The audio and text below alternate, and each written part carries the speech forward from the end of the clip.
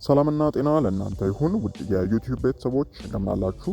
ዛሬ በዚህ ቪዲዮ ላይ እንግዲህ ስለ ቁርንፉድ አስደናቂ ጥቅሞችና ሊደረጉ የሚገቡ ጥንቃቄዎችን እናያለን።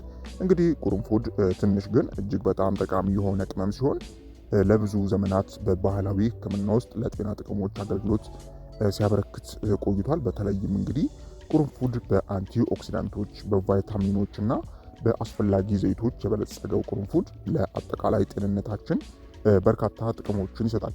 እናም ከነዚህ በርካታ ጥቅሞች መካከል ዋና የሚባሉ 10 አስደናቂ የጤና ጥቅሞችን አንድ በአንድ ወደ እናንተ አደርሳለሁ።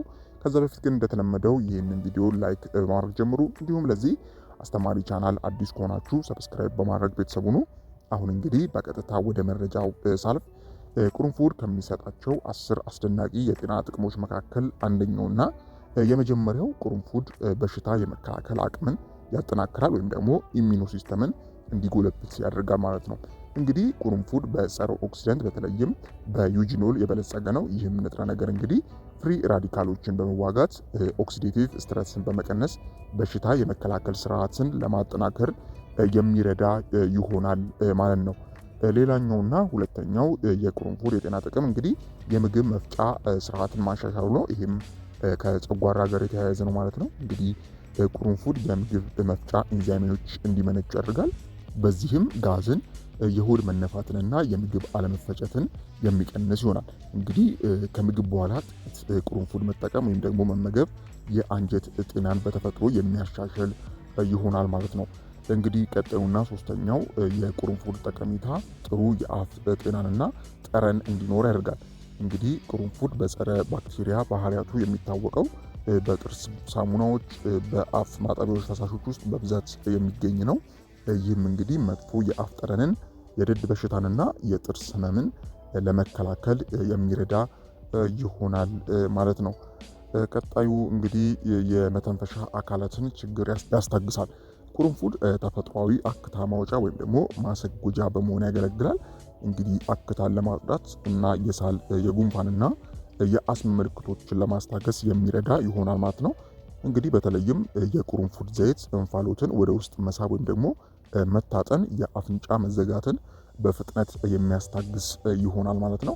ከሌሎቹ በተሻለ ቶሎ መፍትሄ እንድታገኙ ከማድረጉ አንጻር በተለይም ለአፍንጫ መታፈን ለሚያስቸግራችሁ ሰዎች ቁርንፉድ ፈጣን መፍትሄ ይሆናል ማለት ነው። ሌላኛው የቁርንፉድ ጠቀሜታ እንግዲህ እብጠትን ወይም ደግሞ ኢንፍላሜሽንን መቀነሱ ነው። እንግዲህ በቁርንፉድ ውስጥ የሚገኘው ዩጂኖል ጸረ ኢንፍላማቶሪ ባህሪ ስላለው እንደ አርትራይተስ እና የጡንቻ ህመም ባሉ ሁኔታዎች ላይ ህመምንና ኢንፍላሜሽንን ወይም እብጠትን ለመቀነስ ይረዳል ማለት ነው። ይህ እንግዲህ በሚሊዮኖች ተጠቅመውት ውጤታማ የሆነ ነገር ነው። ለዚህም ነው ስለ ቁርንፉድ ብዙ መረጃን የምትሰሙት ማለት ነው። በየጊዜም አዲስ የሆነ ነው ማለት ነው። ሌላኛው እንግዲህ የደም ስኳር መጠንን መቆጣጠሩ ነው። እንግዲህ ቁርንፉድ የኢንሱሊን ተግባር በማሻሻል የደም ስኳር መጠንን ለመቆጣጠር ይረዳል።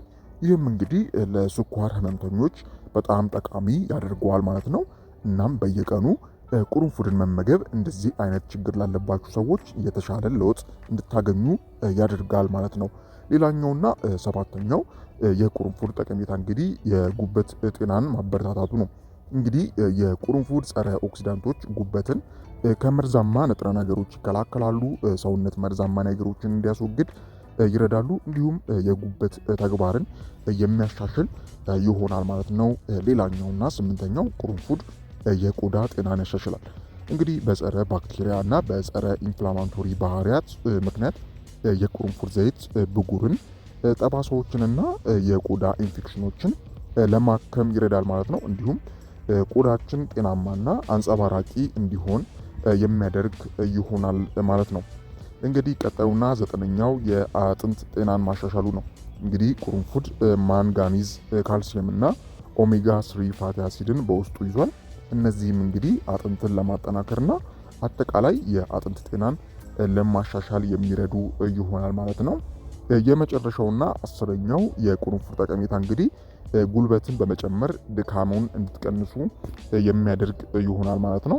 እንግዲህ በቁርንፉድ ውስጥ የሚገኙት ንጥረ ነገሮች የደም ዝውውርን ያሻሽላሉ፣ እናም ሜታቦሊዝምን እንዲፋጠን ያደርጋሉ።